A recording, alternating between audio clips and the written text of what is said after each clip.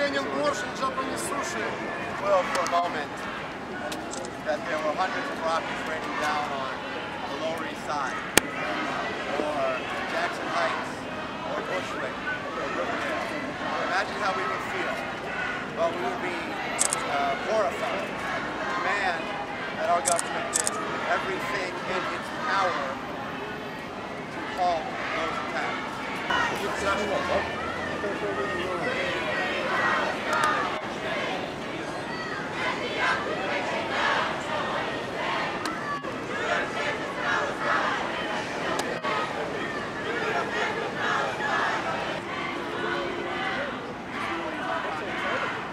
I yearn for the day when there will be peace between Palestinians and Israelis.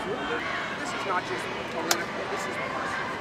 This is about the safety and security of our family in Israel.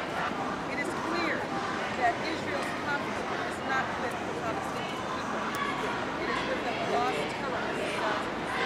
Israel needs our support because even today we have people, even right here in New York City, who want to kill every single Jew. We want Israel to disappear like a mistake of history. Today's notable for two reasons. There's two very important things that happened here today. The first thing is that we saw most of the elected leadership in New York, our members of Congress, who matter the most. We saw state assembly members, state senators, we saw council members come out in support of Israel. But we saw something else very unique that we haven't seen in years here in the city, and that is we saw protesters who are protesting Israel, and they feel empowered. And that's something that's really incredible. When you look at the protest, what they're yelling is, they're yelling "Free Palestine."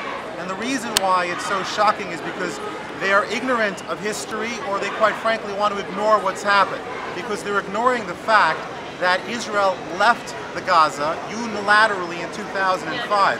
In 2007, the people of Gaza decided to elect terrorists to run Gaza, which is why you have what you have today, which is a situation where we have suicide bombers, where we have kidnapped and murdered innocent children, and we have thousands of rockets are being shot into Israel. And you know what the reaction is when a rocket is shot into Israel? On the mosques in Gaza, they blare across the mosques and across the speakerphones, "God is great." They celebrate when death and destructions come to Israel. Israel, unfortunately, has to deal with a very difficult time, and Israel has the opposite response, which is Israel does everything in their power to minimize death. Time magazine, as well as Slate, have actually said that Israel has redefined war.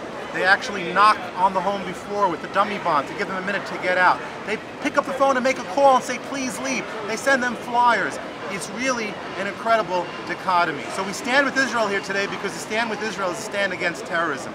And quite frankly, the people who are out there and they're chanting, I want you to ask them afterwards. Ask them if they support Hamas, and they will refuse to answer, or they'll tell you the truth that they do support Hamas, because Hamas is a terrorist organization. And so unfortunately what we have over here today is we have two dichotomies. We have a pro-Israel, pro-peace, pro-democracy rally, and we had a pro-terrorism rally going on out there.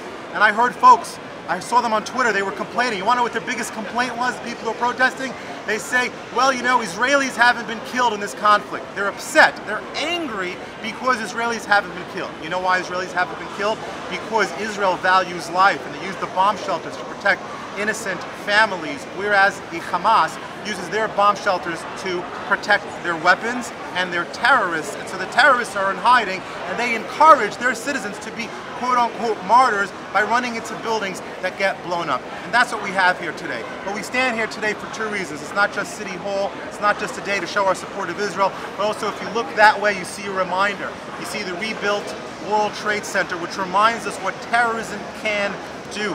Israel is America's best friend in the world, and especially in the Middle East, because Israel is stopping the spread of terrorism. And but for Israel, Hamas would spread, and you have a situation like ISIS. You have another terrorist state in the Middle East, and once they're done with the small Satan, as they call them, which is Israel, they're going to go after the big Satan, as they refer to them, which is the United States of America. So all peace-loving people, all people who love democracy, and all people who care about justice should be with us. And it's a sad day that we see pro-terrorist supporters rallying around City Hall. It's just plain and simple. If, God forbid, terrorists will prevail in any part of Israel, in any part of the world, they're going to be here right after. The next day they're going to be in New York. So Israel is actually providing leadership right now to every peaceful person in the world. Israel has been and always at the forefront of the fight against terrorism, and that's why it's important for us to stay here and stand here. Were you surprised that there were so many Hamas supporters protesting basically? No, I think this is the people. You have in this world irrational people, and you have irrational people. And I've been trying to talk to some irrational people right outside. I've been asking them the same question that I asked this guy, who for some reason, I don't know where this reporter was from, but obviously he's Hamas supporter. The very hypothetical question: what will happen if tomorrow you disarm the Israeli army? It's going to be endless war. And if you tomorrow disarm the Hamas and every terrorist organization in this world, especially around Israel, there's going to be an endless peace. That's the answer to all those demonstrations. But the problem is, they're not going to comprehend it. They don't want to. And that's the problem. Thank you. Well, I think it's important that all New Yorkers get together and show their support for Israel.